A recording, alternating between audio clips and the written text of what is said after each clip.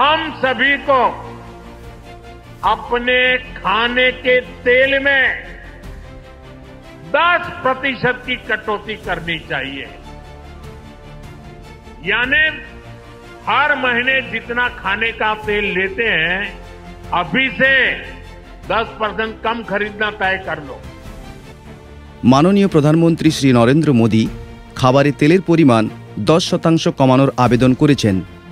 আপনি কি জানেন কেন? কারণ অতিরিক্ত তেল খাওয়া আমাদের স্বাস্থ্যের জন্য বিপজ্জনক হতে পারে। এটি শরীরের অন্যান্য অংশের সাথে সাথে লিভারেরও ক্ষতি করতে পারে। এটি লিভারকে চর্বিযুক্ত করে তুলতে পারে, যা অনেক গুরুতর রোগের কারণ হতে পারে।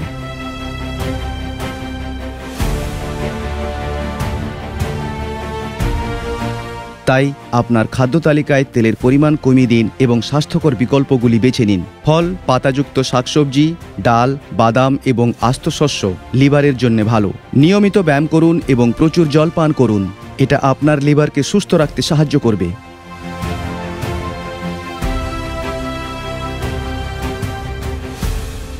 আপনার লিভার আপনার শরীরের একটি গুরুত্বপূর্ণ অঙ্গ।